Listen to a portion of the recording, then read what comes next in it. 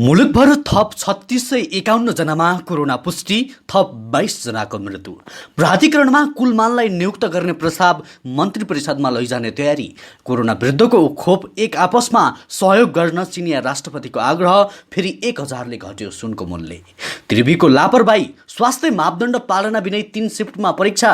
लोकसेवाको कुनै पनि परीक्षाहरू नरुकिने। साफ च्याम्पियनसिप मालदिप्समा हुने। टिकटक बनाएरै 1 लाख जित्ने अवसर। नेपाल टेलिकमको एसी अफर सार्वजनिक। जापान सरकारद्वारा 3 लाखलाई ठाउँ छोड्न आग्रह। ओलीले भने एमसीसी संशोधन गरेर मात्रै पारित गरिनुपर्छ।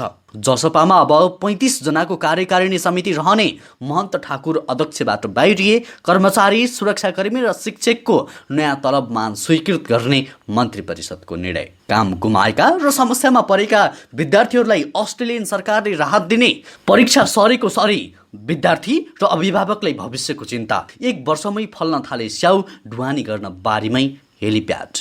1.47 अङ्कले नेप्से बढ्दा 14 अर्ब 13 करोड माथिको कारोबार लगायतका आज दिनभरिका केही महत्त्वपूर्ण समाचारको साथमा म सन्तोष कठायत उपस्थित भइसकेको छु। पुरा समाचार अत्यन्तै धेरै महत्त्वपूर्ण भएकाले अन्तिमसम्म हेर्नुहोला।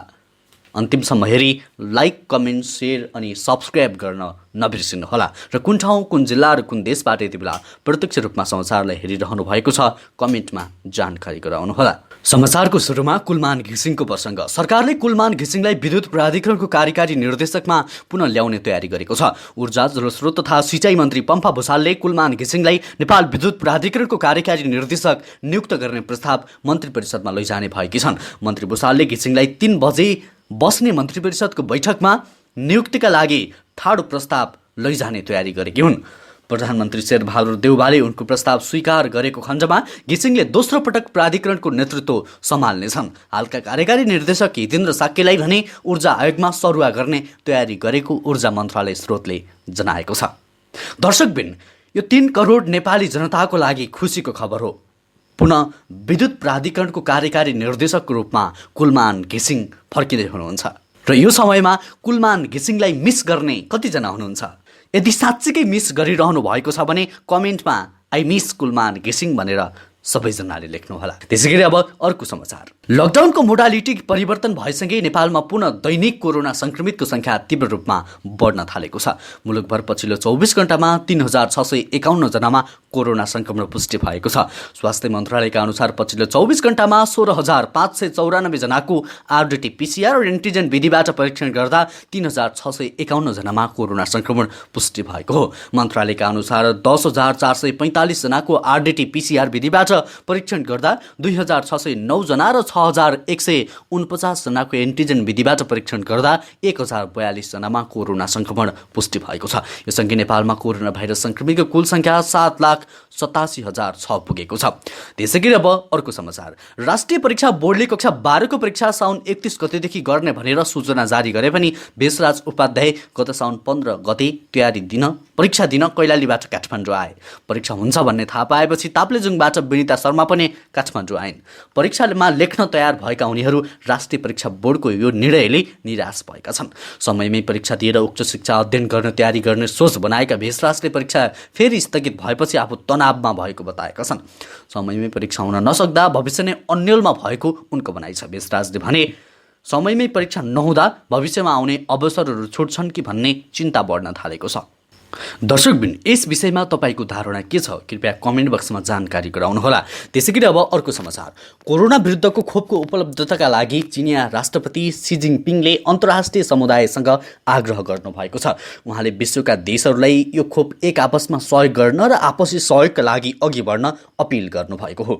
अहिले पनि कोरोना भाइरस विश्वका देशमा प्रमुख चुनौतीकै रूपमा देखिएको र यसको निराकरणका लागि आवश्यक सहयोग गर्नुपर्नेमा उहाँले जोड दिनुभयो। राष्ट्रपति सी जिनपिङले भन्नुभएको छ, अहिलेको विश्वमा पनि कोरोना महामारी सबै एक चुनौतीका रूपमा रहेको छ। यसका कारणबाट हुन सक्ने क्षतिको आकलन अझै असम्भव भएकोतर्फ सबैको ध्यान जानुपर्नेछ। त्यसैगरी अब अर्को समाचार, जनता समाजवादी पार्टी जसपामा अब 35 जनाको कार्यकारिणी समिति रहने भएको छ। जसपाको 2 समूहको विवादमा निर्वाचन आयोगले 11 साउनमा उपेन्द्र यादव पक्षलाई आधिकारिकता दिएको थियो। निर्वाचन आयोगले आज सो बारेमा निर्णय गर्दै यसअघि नै आधिकारिकता दिएको 35 जनाको कार्यकारिणी समितिलाई मान्यता दिएको आयोगले जनाएको छ। आयोगमा 51 जनाको केन्द्रीय कार्यकारिणी समितिबाट 35 जनाको केन्द्रीय कार्यकारिणी समिति रहने गरी अद्यावधिक भएको छ। आयोगको निर्णय अनुसार अब उपेन्द्र यादव 35 जना कार्यकारिणी समिति सहितको एकल अध्यक्ष भएका छन्। त्यससँगै महन्त ठाकुरको भने अध्यक्ष पदमा नाम हटेको छ। साथै ठाकुर पक्षमा उभिएका 16 जनालाई कार्यकारिणी समितिबाट हटाएको एक नेताले जानकारी दिए। त्यसैगरी अब अर्को समाचार, स्वास्थ्य तथा जनसङ्ख्या मन्त्रालयले अटेर गर्दै जबरजस्ती परीक्षा सञ्चालन गरेको त्रिभुवन विश्वविद्यालयले स्वास्थ्य मापदण्डलाई पूर्ण रूपमा व्यवस्था गरेको छ। त्रिवीले परीक्षा केन्द्र कायम गरेको अधिकांश क्याम्पसहरूमा सामाजिक दूरी समेत कायम गरिएको छैन भने परीक्षा केन्द्रमा प्रवेश गर्ने विद्यार्थीको स्वास्थ्य परीक्षण पनि गरिएको छैन।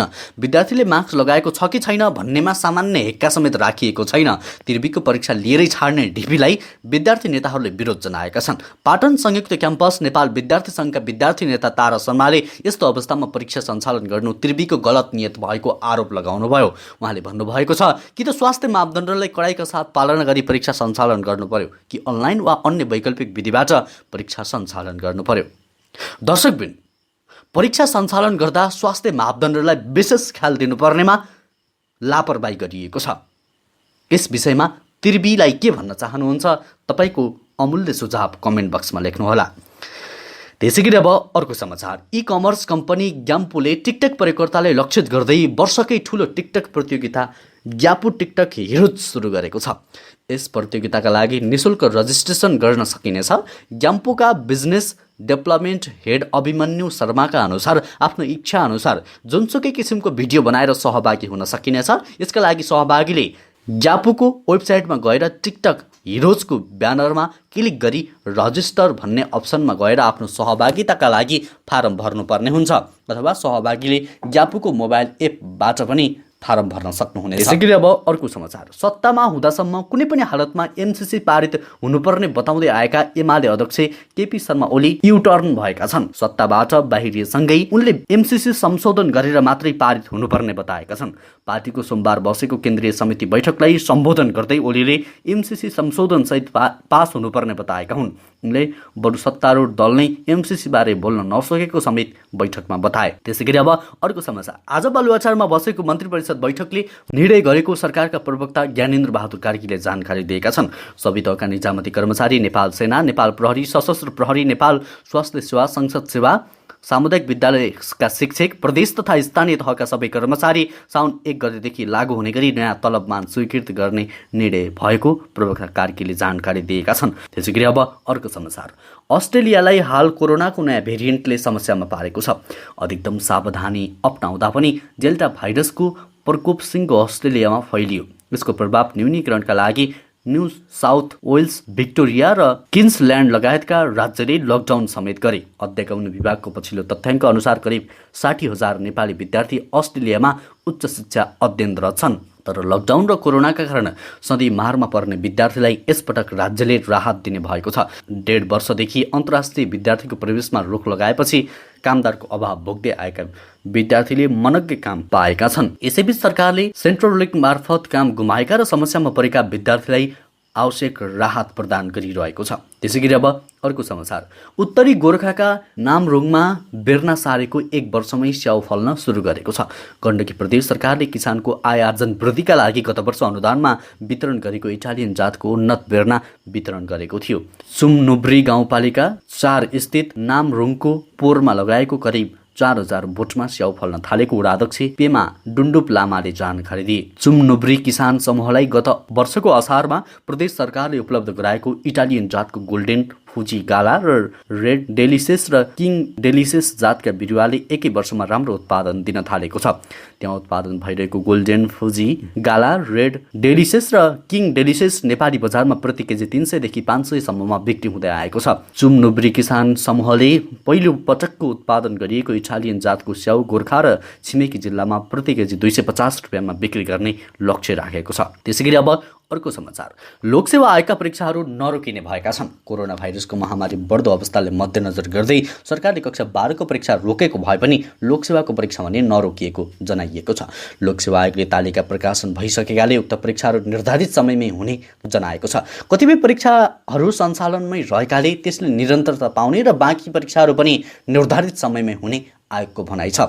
त्यसैगरी अब सुन सम्बन्धी जानकारी, सोमबार सुनको मूल्य फेरि 1000ले घटेर 89,000 प्रति तोलामा पुगेको छ। आइतबार सुन शुक्रबारको मूल्यको 1500ले घटेर तोलाको 90,000मा कारोबार भएको थियो। आज चाँदी 25 रुपियाँले घटेर 1215 रुपियाँमा कायम भएको सुनचाँदी व्यवसायी महासङ्घले जनाएको छ। 2 दिनमा चाँदी 50 रुपियाँले घटेको हो। अघिल्लो दिन चाँदी तुलाको 1240 रुपियाँ थियो। अन्तर्राष्ट्रिय बजारमा सुन प्रति औँस 1745 अमेरिकी डलरमा कारोबार भइरहेको छ।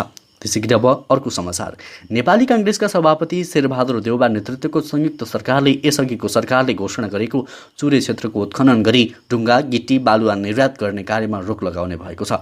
संयुक्त सरकारले आइतबार साझा न्यूनतम कार्यक्रम सार्वजनिक गर्दै पर्यावरणमा समस्या उत्पन्न हुने गरी मुनाफाका लागि प्राकृतिक स्रोत साधनको दोहन हुन नदिने आफ्नो नीति तथा कार्यक्रम सार्वजनिक गरेको हो। साथै जनताको पर्यावरणीय अधिकार तथा जैविक विविधता संरक्षण गर्न कदम चाल्ने पनि वर्तमान सरकारको नीति रहेको छ।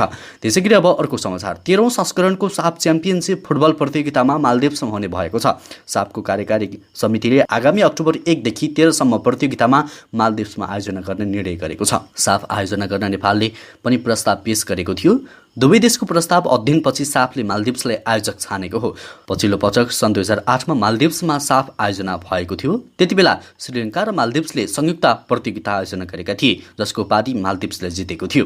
त्यसैगरी अब अर्को समाचार, जापानका विभिन्न ठाउँमा आँधीको सम्भावना रहेकाले ती ठाउँका बासिन्दालाई अन्यत्र जान सरकारले आग्रह गरेको छ। देशको सिमान र यही मल लगायतका क्षेत्रमा 3,200,000 भन्दा बढी मानिसलाई ठाउँ तत्काल छोड्न सरकारले आग्रह गरेको हो।